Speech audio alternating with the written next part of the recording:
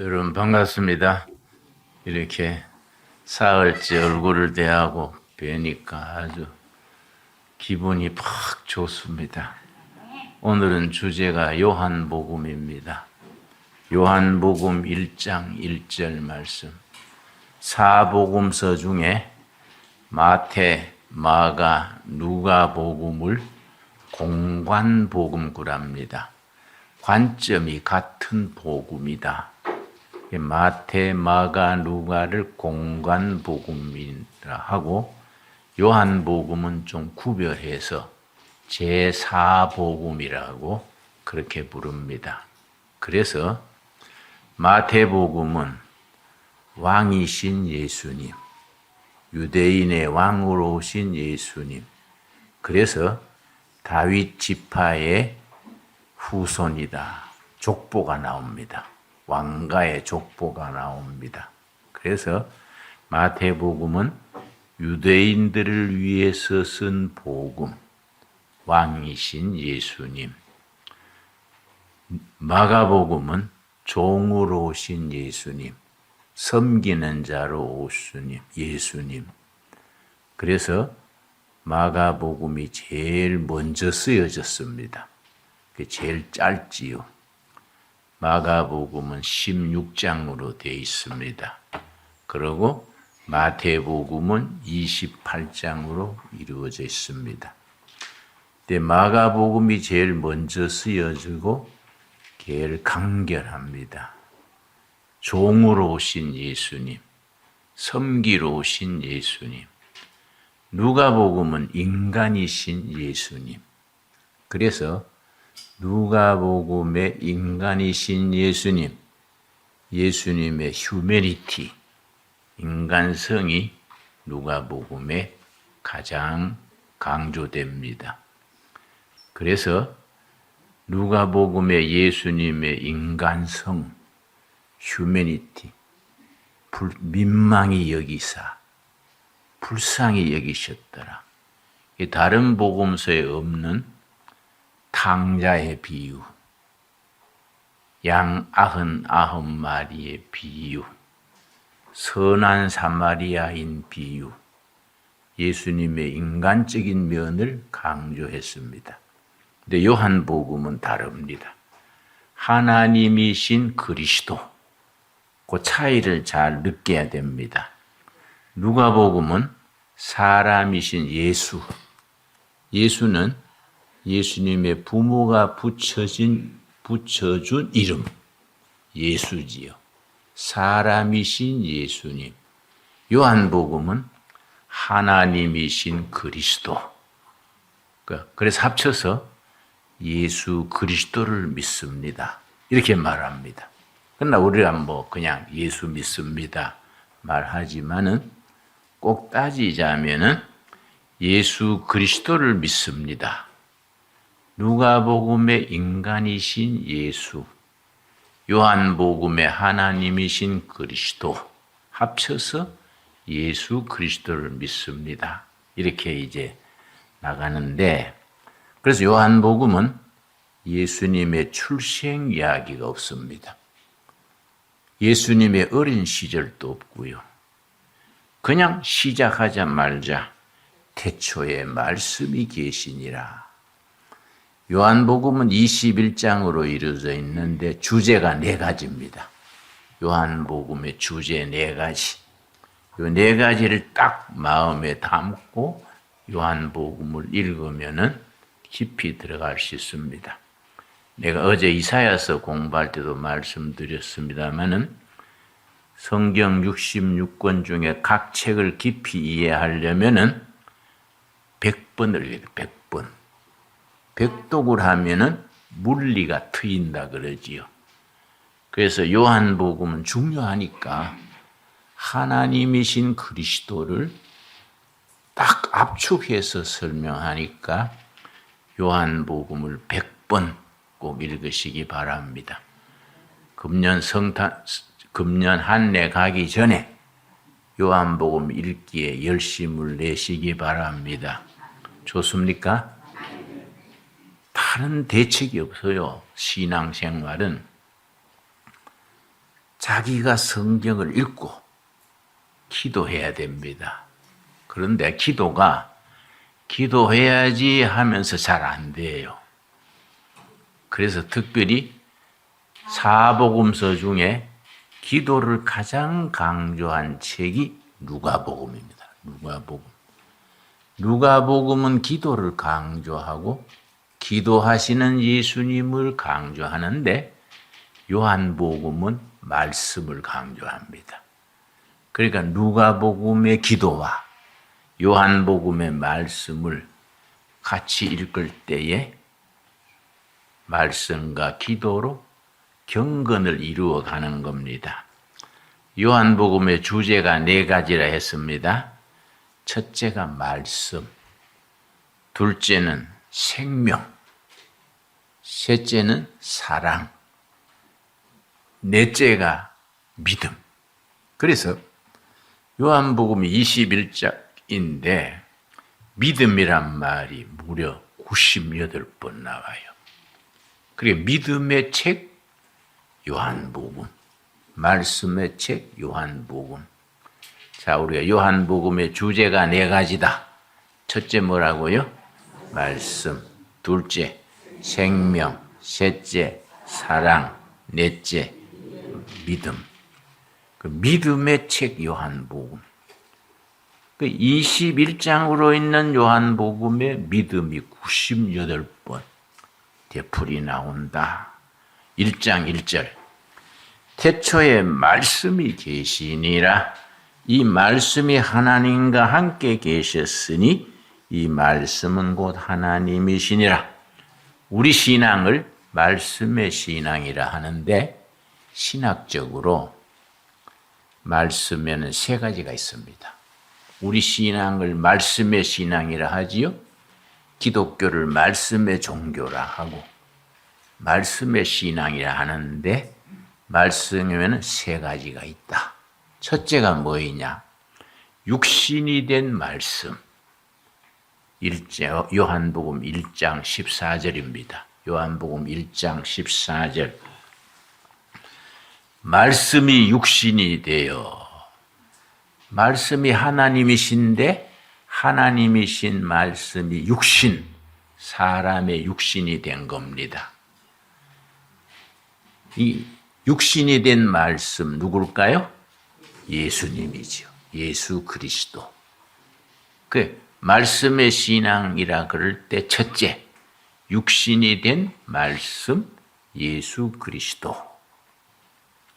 말씀이 육신이 되어 우리 가운데 거하심에, 여러분 연필 볼펜이 있으면은 가운데 거하심에 거기에 줄을 칩시다.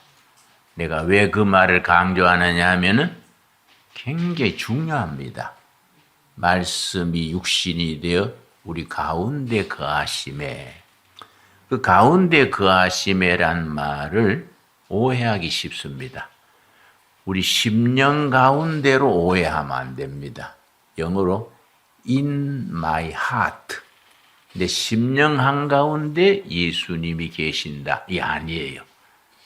우리 가운데 계신다는 말은 우리 삶의 현장 한가운데, 그 영어로 쓸 때는 in my heart가 아니라 among, 우리들 사이에, 삶의 사이에 계신다. 여기 아주 중요합니다. 왜냐? 하나님이신 말씀이 육신 사람이 되어서 예수 그리스도로 오셨는데 내 심령 속에 계신다가 아니고 삶의 현장 한가운데, 여러분 중에 한국에 살다가 미국으로 이민 오셨지요? 이민 올 때 하나님이 같이 오신 겁니다. 여러분의 가정에 예수님이 와 계시는 겁니다. 여러분의 장사하는 장사터에 예수님이 함께 하시는 겁니다.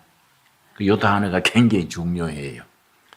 말씀이 육신이 되어 우리 삶의 현장 한가운데 계심에, 이해 가셨지요? 우리가 그의 영광을 보니 아버지의 독생자의 영광이요 은혜와 진리가 충만하더라. 예수님이 우리 마을 한가운데 와 사시는데 예수님이 사시는 집을 봤더니 은혜와 영광이 충만이요. 은혜 충만, 진리 충만. 합쳐서 성령 충만입니다. 그러면 진리를 강조하면 딱딱해지기 쉽고 은혜를 강조하면 무질서해지기 쉽지요. 그래서 교회는 우리 신앙생활은 은혜와 진리가 같이 충만해야 균형 잡힌 신앙이지요. 한 가정에도 아버지는 진리, 어머니는 은혜 합쳐서 옳은 자녀 교육이 잘 이루어지지요. 아버지는 자녀가 잘못하면 호되게 꾸지람을 합니다. 그럼 아이들이 울고 그러면 엄마가 품에 안고 아버지가 너를 사랑했어서 그러시는 거야. 이건 은혜지요, 은혜. 아버지가 진리로 기준을 딱 세우면 엄마가 은혜로 품어주는 겁니다. 교회도 양면을 겸해야 돼요.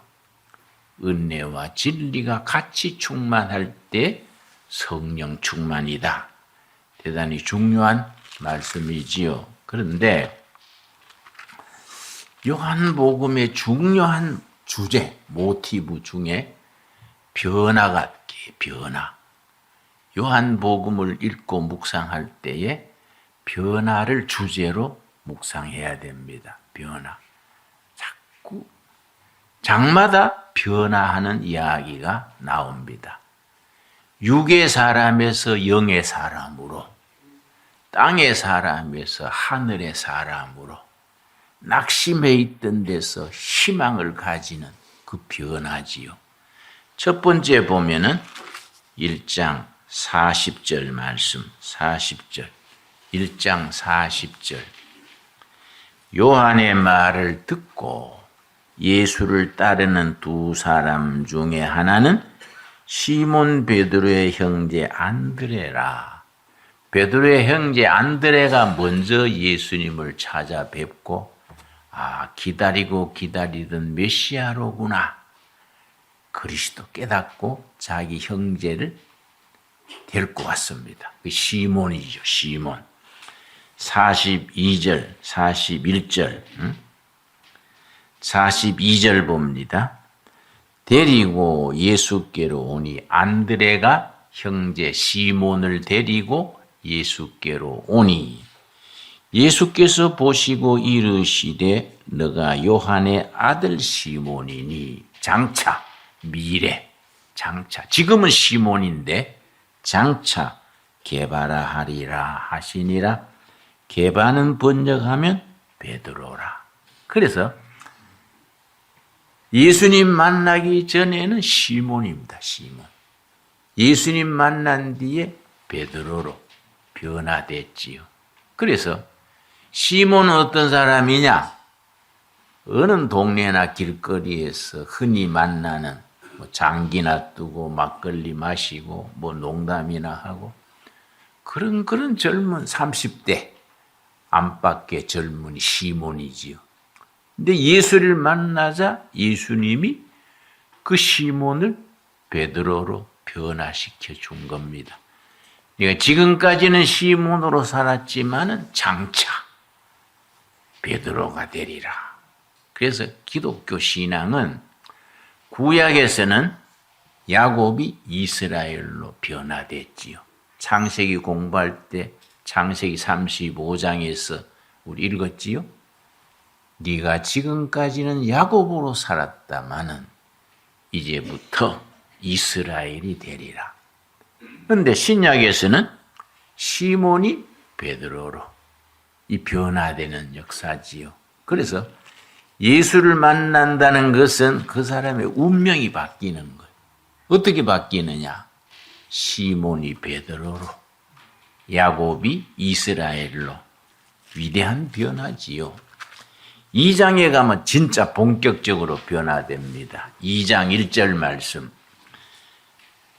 사흘째 되던 날 갈릴리 가나에 혼례가 있어 예수의 어머니도 거기 계시고 가나란 마을의 혼인잔치집에서 물을 포도주로 변화시킨 변화지요. 물이 포도주로 변화된 변화. 근데 요한복음에 이적 표적이 7가지 나옵니다. 가나 혼인잔치에서 물을 포도주로 변화시킨 이적, 또 뒤에 가면은 죽은 나사로를 살리신 이적, 또 6장에 가면은 보리떡 5개와 물고기 2마리로 5,000명 먹이신 이적, 7가지 이적이 나오는데 그 7가지 이적 중에 가나 혼인잔치에서 물을 포도주로 바뀐 이적이 맨 처음 나옵니다. 여기 영적 의미가 있습니다. 왜냐? 교회는 결혼식장이다. 결혼식. 교회는 초상집이 아니다. 신랑은 예수님, 성도들은 신부. 결혼식 하는 축제지요. 축제. 결혼식장에 와서 울지 않지 않습니까? 축하하지 않습니까? 교회는 축제가 돼야 된다. 축제. 나는 목회가 53년째인데 항상 분위기를 중요시합니다. 분위기. 서로 인사하고 격려하고 이 분위기. 교회는 분위기입니다. 세상에서 상처받고 억울하고 그런 걸 교회 와서 확 내려놓고 위로받고 새로워지는 거지요. 시몬이 베드로로 변화되는 거지요. 교회는 사기꾼인 줄 알아도 사기꾼 물러가라 안 그럽니다. 사기꾼님 어서 오세요. 안 그렇습니까? 응? 그러나 질서가 있어야 되지요. 난 오랜 목회, 53년 목회하면서 특별히 가난한 사람들 목회를 해왔지 않습니까? 경제에 관해서 2가지 원칙이 있습니다. 교인들끼리 동업하지 말아라. 동업하다가 서로 깨지고 신앙도 잃어버려요. 2번째, 교인들끼리 돈 빌려주고 꾸고 하지 말아라. 왜냐? 어떤 사람이 한국 교인이냐 하면은 처음 와가지고 막 잘해요. 성가대에 내가 오늘 쏜다. 그러고 막 집사님들 집에 가서 잔치 벌리고 목사님 막 양복해드린다 하고 사모님 막 화장품 사드리고 굉장히 잘해요. 그러니까 인심을 확 얻어가지고 돈을 많이 매덕꿔가지고 어느 날 사라져요. 그럼 여기저기 막 돈 꿔가지고 나가버리는 겁니다. 그러니까 나는 그걸 목회 경험을 많이 했으니까 교회에서 돈 거래하지 마라. 누가 빌려달라 그러면은 그냥 그날 줄 수 있는 만큼만 구제해주고 돈 거래하지 마라. 특별히 잠언에서는 보증 서지 말아라. 아주 3번 나와요. 잠언에서. 보증 서지 말아라. 근데 내가 구리에서 목회하는데 밤 11시에 한 40된 부부가 밤중에 찾아왔어요. 찾아와서 목사님 우리 집은 절단 났어요. 그래서 20대 신혼생활부터 하루 16시간 일해가지고 식품 가게 3개를 일으켰는 아주 성공적인 부부인데 밤중에 나한테 와가지고 우리 집은 절단 났어요. 왜 그래요? 그랬더니 자기 부인이 친구 보증을 서줬어요. 근데 IMF 때 이게 깨져버린 거지요. 그래가지고 아파트, 가게 3개 다 날아가 버린 거예요. 보증 때문에. 그래 내가 답답해가지고 야 이 사람들아 성경에 보증 서지 말라고 3번이나 말했는데 왜 보증을 섰냐? 왜 둘 다 집사인데 성경적으로 안 했냐? 그랬더니 눈이 둥그레져가 목사님 성경에 보증 서지 말라는 게 있습니까? 참 답답하네. 그 잠언에 보증 서지 말라는 말씀을 3군데나 찾아서 읽었어요. 그랬더니 뭐라는 거 아니? 우리 집이 보증서가 망한 데는 목사님도 책임이 있네요. 이러는 거예요. 내가 무슨 날벼락이요? 내가 그랬더니 목사님이 전도회가 교회에 나와가지고 초신자부터 지내가지고 세례받고 집사 서고 구역장까지 했는데 한 번도 성경에 보증 서지 말라는 걸 안 가르쳐 줬습니다. 한 번만 가르쳐 줬어도 내 친구가 보증서로 오면은 내가 교회 집사인데 성경에 보증 서지 말라 해시 못 선다. 그랬을 거 아닙니까? 내 가슴이 철렁하더라고요. 아하, 목회자가 바로 가르쳐 줘야 되는 기구나. 그래서 난 우리 교인들한테 경제에 대한 강의를 자주 합니다. 경제를 알아야 된다. 성경적 경제를 알아야 된다. 그래서 성경에 대한 경제는 2가지입니다. 2가지 경제 사상. 청빈 사상. 가난하고 깨끗하게 산다. 청빈입니다. 둘째는 청부 사상. 깨끗한 부자로 산다. 우리 개신교는 청빈, 청부 쪽이 어느 쪽이겠습니까? 청부입니다. 확실히 알아야 돼요. 가난하게 깨끗하게 산다는 것은 그거는 이제 뭐 도교, 불교 쪽이 청빈 쪽이지요. 기독교 안에서도 캐톨릭은 비교적 청빈 쪽입니다. 비교적. 개신교는 철저하게 청부입니다. 청부. 성경의 청부 사상을 실천해서 보여준 사람이 감리교를 창시한 요한 웨슬레. 요한 웨슬레가 그걸 쉽게 한마디로 말했습니다. 열심히 벌어라. 그리고 하나님을 위해 써라. 이해가지요? 이 청부 사상이요. 부지런히 벌어라. 벌어가지고 내게 아니고 하나님이 나한테 맡긴 거다. 그걸 정직이 하나님이 관리하라고 맡긴 거다. 이게 하나님을 위해서 써라. 이게 이제 성경적 경제관의 기본이지요.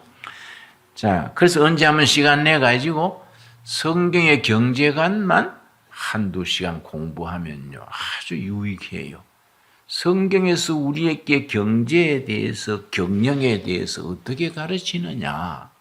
이게 대단히 중요한 거지요. 그런데 우리가 교회를 몇십 년 다녀도 성경적인 조목조목을 따져서 그걸 배우지를 못했어. 그러니 우리가 교회의 허점이지요. 자, 2장에서는 시몬이 베드로로 변화된 것. 3장에서는 이제 니고데모와의 대화가 나오지요. 특별히 가나 혼인잔치에서 물을 포도주로 변화시키시고서 요한복음에 이적 표적이 몇 번 나온다고요? 7번. 그 표적 이적이 나오는 이유가 있습니다. 2장 11절입니다. 성경에 표적과 이적이 나오는 이유가 2가지야. 2가지. 2장 11절에 그걸 일러줍니다. 11절. 예수께서 이 첫 표적 혹은 이적을 갈릴리 가나에서 행하여 그의 영광을 나타내심에 첫째는 하나님께 영광 돌리는 겁니다. 이적을 통해서 하나님께 영광 돌리고, 둘째는 제자들이 그를 믿으니라. 사람들이 믿음 가지게 하는 거지요. 첫째는 하나님께 영광 돌리고, 둘째는 사람들이 믿음 가지는 거지요. 이적을 행함으로 사람들이 믿음을 가지는 거이지요. 그러니까 이게 성경에 나오는 이적과 표적의 목적이지요. 하나님께 영광, 사람들의 믿음. 자, 3장 보겠습니다. 3장 1절 말씀. 그런데 바리새인 중에 니고데모라 하는 사람이 있으니 유대인의 지도자라. 요즘 말하면은 국회의원입니다.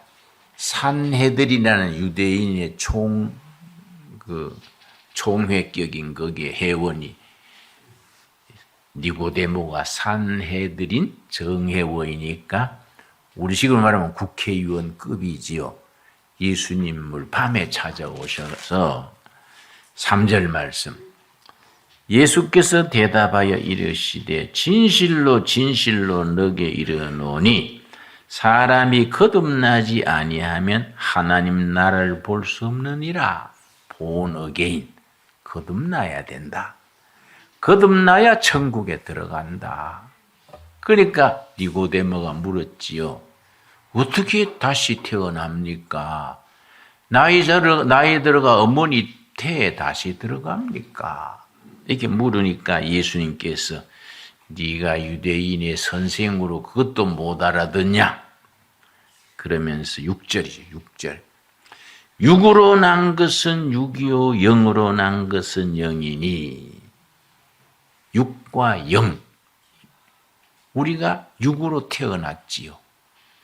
예수를 믿음으로 영으로 다시 태어나는 것이 거듭나는 거지요. 그래서 요한복음의 주제 중에 생명. 생명이 요한복음을 깊이 읽어보면 생명이 두 가지입니다. 두 가지. 이걸 구분해야 돼요. 이걸 구분하지 못하면 우리가 신앙의 핵심에 들어가지 못합니다. 자, 부모로부터 태어난 생명. 우리 목숨 칸 생명은 비오스 그래. 비오스. 헬라어로 비오스. 그래서 바이오로지 생물학이지요. 바이오로지. 이 비오스에서 나온 단어지요. 그런데 예수를 믿음으로 얻은 생명, 영생은 조회. 그러니까 예수님이 니고데모한테 사람이 육으로 태어나가지고 영으로 거듭나야 된다.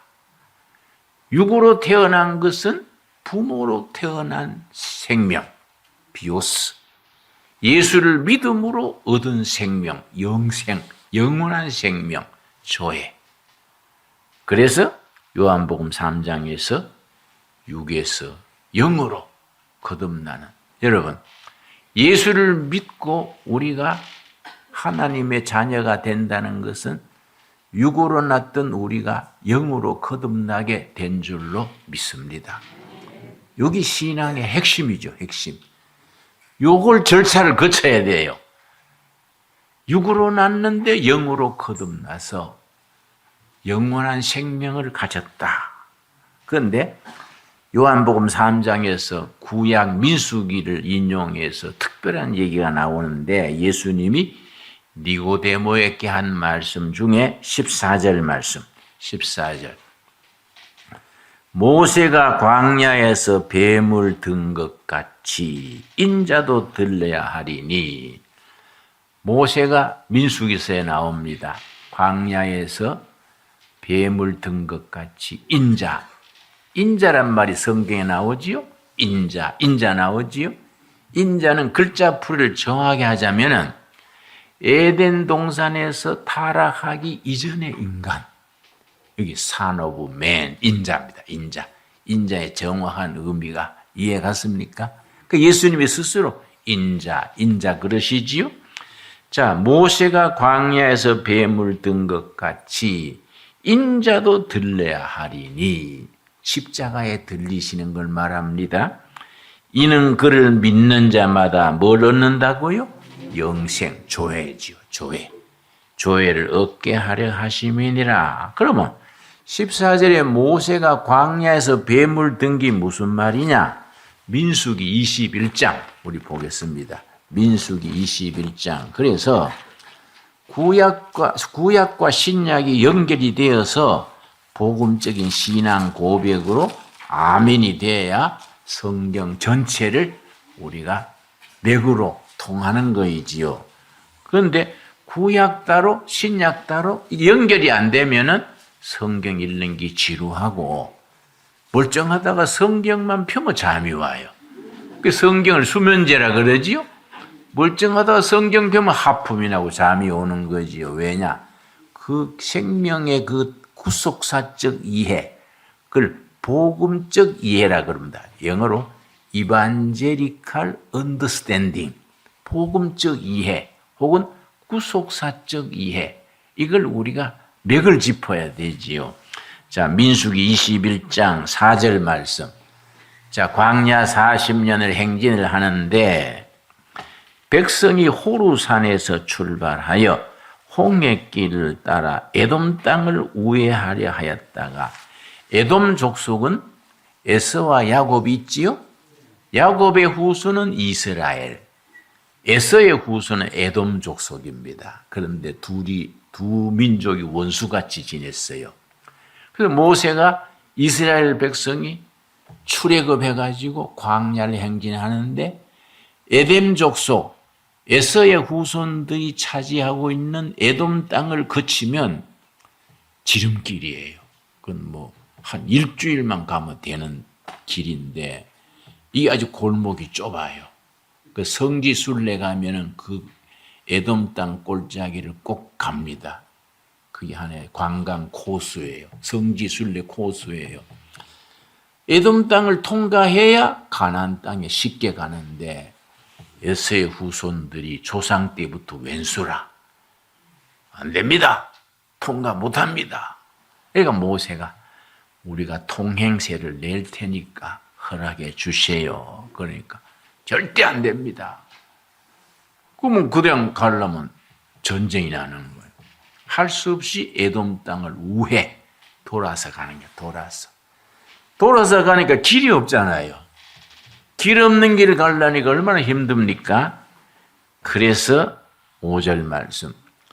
백성이 하나님과 모세를 향하여 원망하되 어찌하여 우리를 애굽에서 인도해내어 이 광야에서 죽게 하는가? 이곳에는 먹을 것도 없고 물도 없도다. 고마 모세를 원망하다가 그 원망이 하나님까지로 올라가는 거이지요. 불신앙이 꼭대기 올라가면 원망입니다. 원망. 신앙은 감사. 신앙을 잃어버리면 원망. 그러니까 우리가 원망하고 사느냐, 감사하고 사느냐, 영적이냐, 육적이냐, 갈림길이 되지요. 그런데 모세가 이제 중복 기도를 한 거지요. 하나님, 이 백성한테 내가 돌에 맞아 죽게 생겼습니다. 원망이 지금 하늘을 찌릅니다. 이 백성 살려주십시오. 지도자의 하는 일, 목회자의 하는 일은 교인들을 위해서 중복기도 하는 거예요. 중복기도. 모세가 중복기도를 했더니 하나님께서 대답을 하셨는데 6절이죠. 6절. 6절이 굉장히 중요합니다. 이 6절을 예수님이 니고데모하고 대담하면서 이 6절을 인용한 거지요. 6절. 여호와께서 뭐이지요? 불뱀들을 백성 중에 보내어 백성을 물게 하심으로 이스라엘 백성 중에 죽은 자가 많은지라. 불뱀, 세계 3대 독사 중에 하나입니다. 한 20cm 짤막한 뱀인데 몸을 모래에 묶고 머리만 딱 들고 있어요. 그래 안 보이는 거지요. 그러다가 지나가면 탁 물면은요, 신경마비로 20초 안에 거품 뿜고 죽어요. 무서운 뱀입니다. 백성들이 원망을 하니까 하나님께서 노하셔가지고 그 시나이 반도 전체에 있는 불뱀들을 동원한 거예요. 예비군 동원하듯이 다 모여라. 하나님이 모여라 하니까 불뱀들이 다 모여가지고 막 무는 거예요. 다른 말씀에는 하루에 24,000명 물려 죽었어요. 열을 죽으면 몇 명 죽습니까? 이건 큰일 난 거지. 근데 모세가 막 하나님께 막 부르짖고 백성들이 그때야 회개하는 거예요. 아이고 하나님, 우리가 죽을 죄를 지었습니다. 7절이요. 7절. 백성이 모세께 이르러 말하되 우리가 여호와와 당신을 향하여 원망함으로 범죄하였사오니 여호와께 기도하여 이 뱀들을 우리에게 떠나게 하셔서 모세가 백성을 위하여 기도하며 중보기도 드렸지요.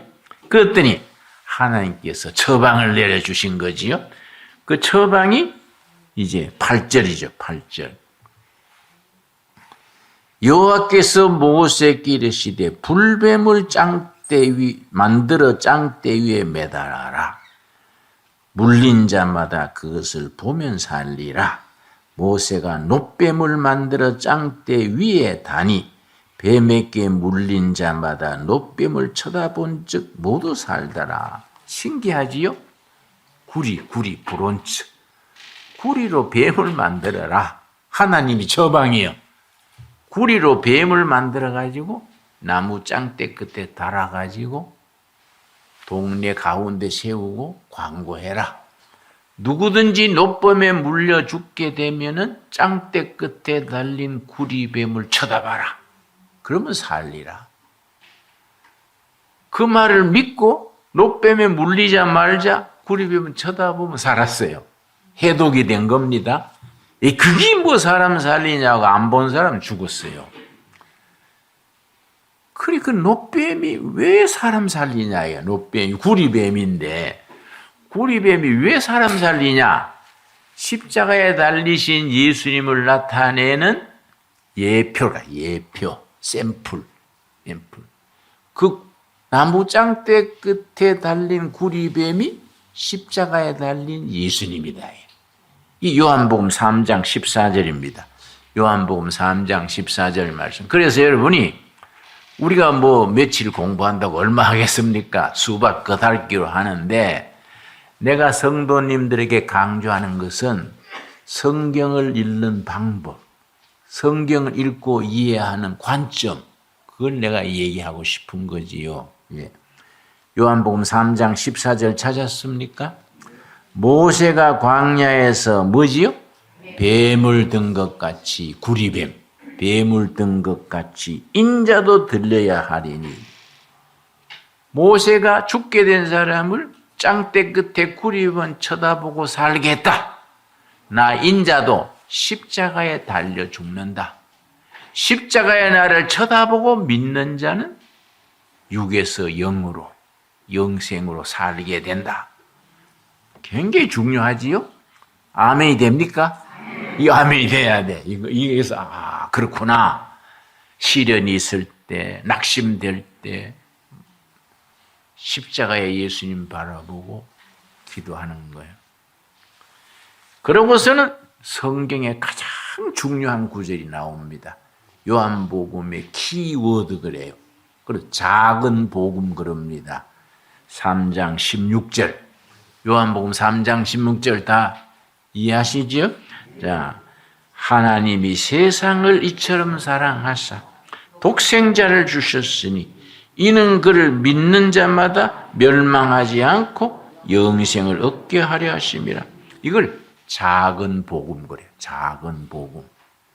그래서 누가 그런 말 했습니다.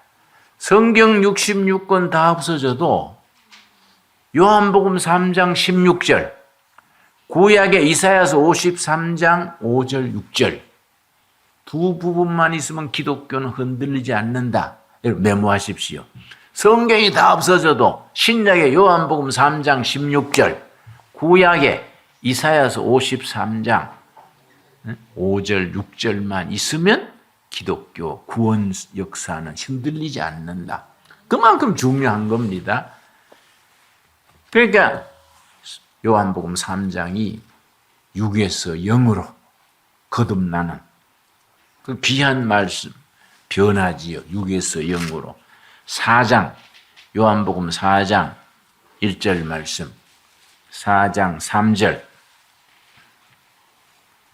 유대를 떠나사 다시 갈릴리로 가실새 사마리아를 통과하여야 하겠는지라. 사마리아에 있는 수가라 하는 동네에 이르니, 수가성 우물가의 여인. 성경에 나오는 가장 아름다운 이야기 중에 한 가지입니다. 수가성 우물가의 여인. 이 여인은요, 이름을 안 남겼어요. 그냥 수가성 우물가의 여인, 그냥 이름도 안 나오는 여인인데 아주 위대한. 그래서 심리학에서 카운슬링 있죠. 카운슬링, 상담학, 상담학의 교과서로 쓰는 게 요한복음 4장입니다. 예수님과 수가성 우물가의 여인이 서로 우물가에서 상담했는 내용, 이게 카운슬링, 상담학의 기준이에요. 기준. 이렇게 대화하면은 그 사람의 마음이 열리고 그 사람에게 복음이 들어간다는 거예요. 그래서 수가성 우물가의 여인 7절 말씀. 사마리아 여자 한 사람이 물을 기르러 왔음에 예수께서 물을 좀 달라시니, 아주 불행한 여인이요. 다섯 남편을 거쳤어. 지금 살고 있는 남자도 그냥 오다 가다 동거하는 남자지 참 불행했던 여인이에요. 그래서 우리가 수가성 우물가에 5 남편 거쳤던 그 여인 생각하면서 우리 자신이 세상에서 방황하던 때를 생각하는 거예요.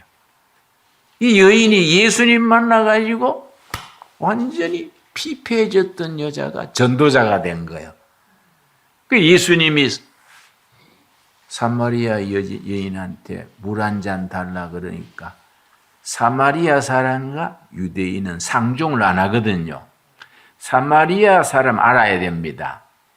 바벨론에 점령당했을 때에 남아 귀족들은 포로로 끌려서 바벨론으로 가고 남아있던 서민들이 바벨론 군인 다 독신이니까 남아있는 여자들하고 결혼했어요.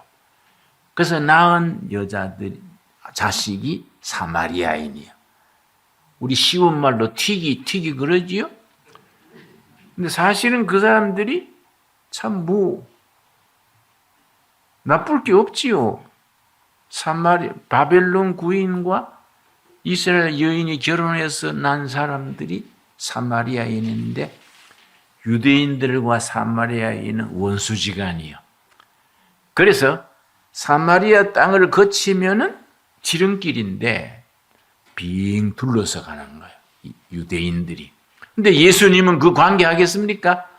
사마리아 땅을 바로 들어가서 수가성 우물가의 여인한테 물 한 잔 달라 그러니까 사마리아 여인이 당신은 유대인으로서 사마리아인 나한테 어째 물을 달라 하십니까?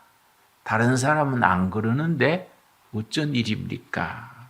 그러니까 예수님께서 그대가 물 달라는 내가 누군지 알면은 나한테 영원한 물, 영생수를 달라 할 것이다. 이렇게 대화가 시작이 됐는데 여인이 보통 분이 아니시네요. 그랬더니 뭐라 그럽니까? 18절 말씀, 18절. 너에게 남편 5이 있었고 지금 있는 자도 너 남편이 아니니 너 말이 참되도다. 참 불행한 여인 아닙니까? 그렇지요? 그 사람이 그 여자가 정욕 때문에 그래 됐다고 나는 생각 안 합니다. 사람 한평생 사는 거이요. 쉽지를 않아요. 잘해볼라 했는데 잘못되는 수도 있고 분위기에 따라서 엉뚱하게 나가는 수도 있고 사람 사는 게 쉽지 않습니다. 저도 82년 인생 살아보니까요. 한평생 사는 게 절대로 만만치 않아요. 근데 내가 75, 80 넘으니까 너그러워지더라고요. 흉이 있는 사람도 타락한 여자도 보면은 이해가 가요. 그래서 어떤 여자가 와서 나한테 와서 울면서 자기가 바람을 피워가지고 이혼당하고 올 때 갈 데 없다고 울더라고요. 그래서 내가 뭐라고 하겠습니까? 이 나쁜 여인아 하겠습니까? 내가 빵 한마디 했어요. 고생했네요. 고생하는 거 아닙니까? 그렇지요? 그게 그 사람의 깨진 마음으로 교회 와서 우는데 그걸 우리가 참 잘못했지만은 인간으로서 이해해야 되지요. 내가 34살에 감옥을 갔지요. 근데 군사재판에서 15년 선고를 내리더라고요. 근데 그때 내가 아내가 있었는데 이화여대에 나온 부잣집 딸이에요. 내가 잘못한 것이 이화여대 나온 부잣집 딸을 데리고 빈민촌에 데리고 들어간 거예요. 수제비만 5년 먹었어요. 수제비만. 그러니까 이게 뭐 견디기 힘드는 거지. 근데 또 감옥 갔네? 감옥 가서 징역을 15년 사니까 다 사는 줄 알았지요? 감옥에서 나오니까 애들 데리고 미국 갔어. 친정이 미국에서 부자를 했어요. 그래 나는 뭐 혼자 됐지요. 근데 7년간 연락이 없어요. 간 뒤에. 난 기도했지요. 언젠가 만나게 해달라고. 7년 3개월 만에 엽서가 왔어요. 나는 미국에서 재혼했습니다. 알아서 해주세요. 성이 바뀌었더라고요. 본래 이시인데 허씨로 바뀌었어요. 미국은 성이 바뀌지 않습니까? 허아무이라고 썼어요.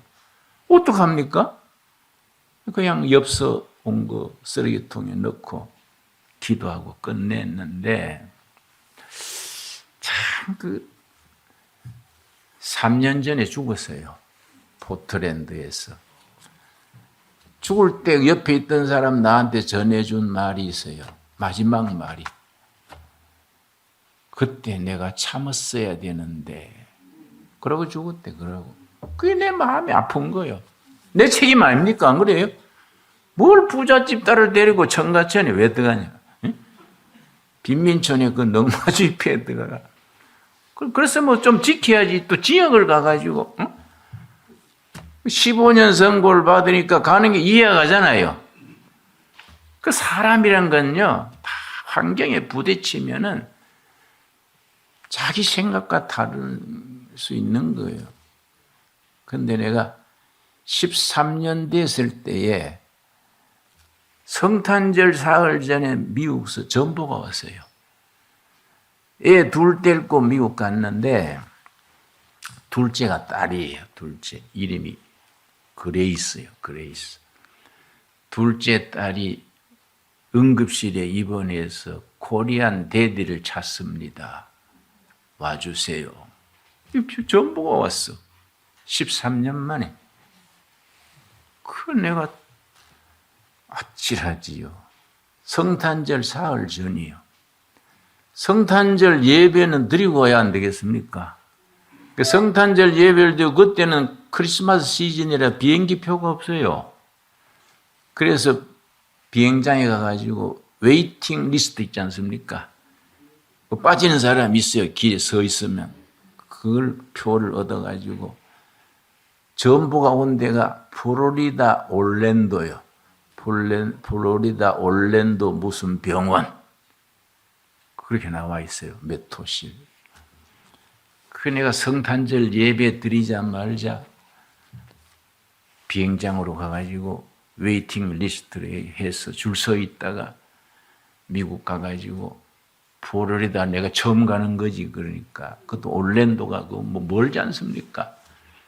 그 병원 찾아갔더니 병실 찾아 들어가는데 그 엄마가 나오더라고요. 그 날 보더니 뭐 할 말이 없잖아요. 어찌된 일입니까? 그러니까 애가 학교에서 공부하다가 쓰러진 거예요. 응급실에 갔는데 응급실에 가가지고 의식이 없는데 코리안 데디 자꾸 그러더래. 한국 아버지를 찾는 거예요. 자기 같이 살고 있는 아버지 안 찾고. 그러니까 아이고 내가 잘못했구나. 그래서 전부 쳤다는 거예요. 그러니까 참 마음이 아프지요. 내가 이제 병실에 가서 걔가 한국식 이름이 은송이에요. 은송이. 자고 있더라고요. 은송아, 한국에서 아버지가 왔다. 그랬더니 눈을 반짝 뜨더니 데디 고마워요. 미국에 다른 일로 온 게 아니라 날 보러 오셨지요? 그래서 그럼 연말 연초에 바쁜데 어떻게 딴 일로 오겠니? 네가 아프다 그랬어. 네 보러 왔지. 그랬더니 I feel happy. 대디 고마워요. 와줘서 고마워요.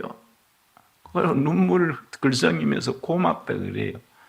아, 내가 참 나는 마음이 약해요. 그 참 힘들더라고요. 그 옆에 저 오빠가 이제 있어요. 저 오빠. 이름이 이제 요수아예요. 그 옆에 있길래 이름이 동혁이요. 동혁아. 그럼 오랜만에 만나서 서먹서먹하지요? 너 아버지 안 보고 싶었니? 그랬더니 그 애가 뭐란 게니? 데디 왜 그래 물으세요? 응? 동생하고 나하고 한국의 아버지가 보고 싶어서 한국에 있는 태평양 쪽 하늘을 향해서 기도했습니다. 예수님, 한국 아버지하고 같이 좀 살게 해주세요. 기도했대요. 아니야, 그 말 들으니까요. 감당을 못하겠어. 응? 그래서 내가 그것을 울고 있을 수도 없고, 그래, 내가 호텔에 가서 자고 아침에 만나자. 그래, 밤에 호텔 자고 밤에 혼자서 한숨도 못 자고 울었어요. 그래서 내가, 그래, 내가 헤어질 때 그 말 했거든요. What can I do for you? 이제 만났으니까 이제 감사하지 않냐? 내가 너 위해서 뭐 해주면 좋을까? 그래서 이제 What can I do for you? 그랬더니 걔 말이요. 데디, 다른 거 필요 없고요. 자기 친구들이 Do you know Pastor 진홍 킴? 그런데 네 김진홍 목사라고 아냐? He is a great man. 그런데 그 네가 뭐라 했니까? 뭐라 하겠습니까? 아무 말도 못했지요. 그러고 하는 말이 데디, 내가 원하는 건요. 내 입으로 친구들한테 Pastor 진홍 킴, he is my father. 그 말 하게만 해주세요. 내가 그 말 들으니까요. 정신이 없어. 호텔에 가서 밤에 내가 울면서, 목사 그만두고, 빈민선교고, 농민선교고 다 그만두고, 미국 와서 무슨, 일용 노동자를 하더라도 애들 아버지 노릇해야지.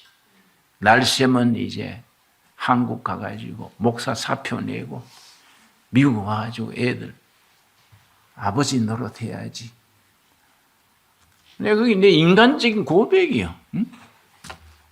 그래서 그 다음 날 내가 한국 오는데 아들이 비행장에서 마중해 주더라고요. 그런데 이제 내가 그 뒤로 애들 학비도 대주고 생활비도 대주고. 그래서 내가 아들한테 비행장에서 물으니까 네 학교 못 다니고 네 어떻게 되냐 하니까 학교 다니다가 학비 떨어져 가지고 식당에서 접시 닦는 거 한대. 한 학기 돈 벌어가 또 학교하고 한 학기 하고 또 돈 벌어 하고 그렇게 한대요. 그래서 내가 그러면은 그동안 아버지 노릇 못 했으니까 내가 이제부터 내가 아버지 노릇 한다. 한국 와가지고 걔들을 그 플로리다에서 오레곤 포트랜드로 집을 옮겼습니다. 태평양에 가까우니까 포트랜드로 집을 옮겨 해가지고 둘이 학비도 대주고 그랬는데 내가 이제 모처럼 미국에 이제 왔을 때 포트랜드 공항에 내려서 했더니 그 둘이 공항에 마중 나왔어요. 그 택시 타고 집으로 들어가는데 딸이요. 그동안에 건강해졌어요. 데디, 아버지한테 프레젠트, 선물이 있습니다. 그 뭔 선물인데? 종이가 한 장이요. 종이 한 장이 선물이야. 그 뭐인데? 보니까 둘이 성적표를 카피했어요. 둘 다 스트레이트 A요. 전부 다 A요. 너 공부 잘했네. 웬일이야? 그랬더니 데디, 아버지 만나기 전에는 식당에 접시 닦고 아르바이트하고 하느라고 공부를 제대로 못했는데 데디가 학비 주고 생활비 보내주니까 아버지 기쁘시게 하자. 둘이 열심히 공부했대요. 그래서 A 학점 받고 나한테 선물이라는 거예요. 얼마나 감사하겠습니까, 여러분. 그러니까. 그런데 내가 잠에 자다가 뭐 이불을 찼던가 잠결에 보니까 아들이 일어나가지고 이불을 얹어주더라고요. 내가 아들이 이불을 얹어주는데 내가 울었어. 너무너무 그게 참 나한테는 타치가 되는 거야. 그래서.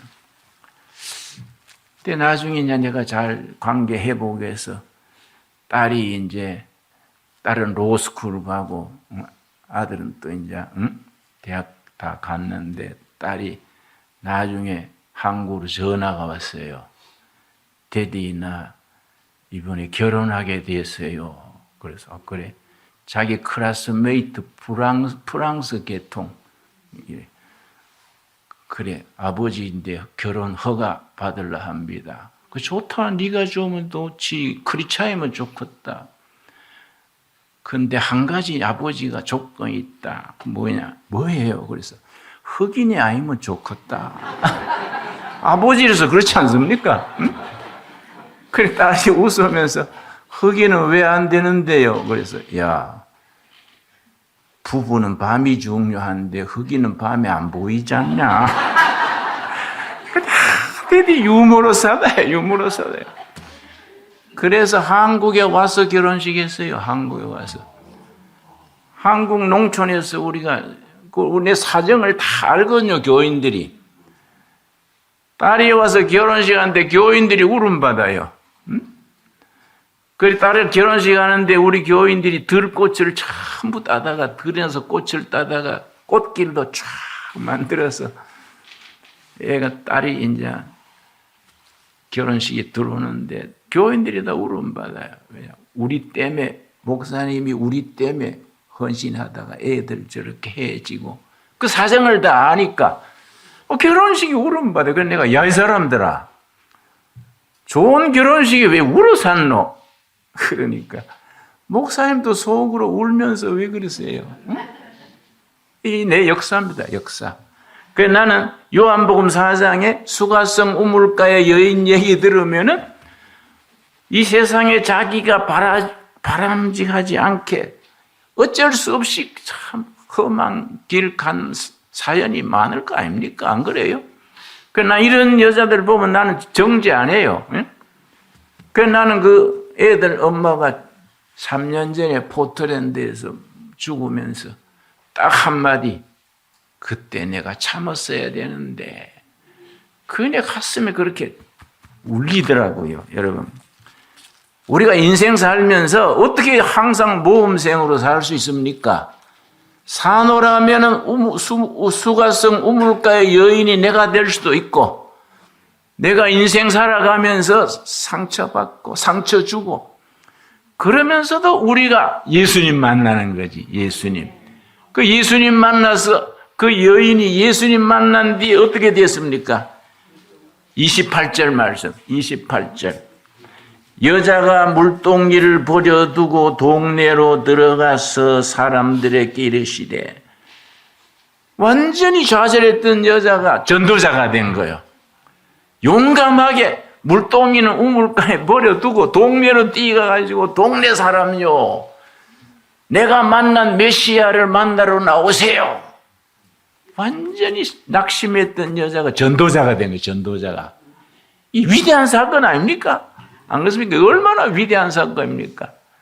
그리고 그 아들은 나중에 목사가 돼서 지금 한국 여수에서 목회하고 있어요.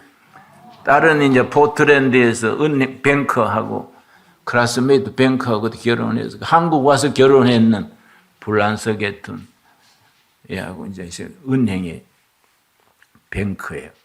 근데 그 딸이 또 아들을 낳았는데 그렇게 영재반이래요. 영재. 그래서 내가 칭찬했더니 할아버지 닮아서 머리가 좋아요. 뭐 그러더라고요. 저거 얘기죠. 예. 여러분, 미국 땅에 개척자로 사는데 어떻게 모든 게 순탄하고 모범생으로 A 학점으로 살겠습니까? 산호라면 헛다리 짚고 빗나가고 그럼에도 불구하고 수가성 우물가의 여인처럼 예수님 만나는 것을 감사할 수 있게 되기 바랍니다. 예. 5장 말씀, 4장, 5장 1절 말씀. 그 후에 유대인의 명절이 되어 예수께서 예루살렘에 올라가시니라. 예루살렘에 있는 양문 곁에 히브리 말로 무슨 못이지요? 베데스다. 양문은 양들이 드나드는, 가축대가 드나드는 문. 12문 중에 죽은 시체만 나가는 문. 서울도 시구문, 시체가 나가는 문. 가축이 나가는 문. 베데스다 연못가에 5절, 거기에 38해 된 병자가 있더라. 6절, 예수께서 그 누운 것을 보시고 병이 벌써 오래된 줄 아시고 이르시되, 뭐라 그랬습니까? 너가 낫고자 하느냐? 너가 낫고자 하느냐? 예, 낫기를 원합니다. 세상에 도움받을 길이 없네요. 8절이죠, 8절. 오늘 우리에게 주시는 축복의 말씀으로 받을 수 있게 되기 바랍니다. 8절 같이 읽겠습니다. 예수께서 이르시되 일어나 너 자리를 들고 걸어가라. 일어나 걸어가라. 살아계신 성령님의 살아있는 말씀으로 받을 수 있게 되기 바랍니다.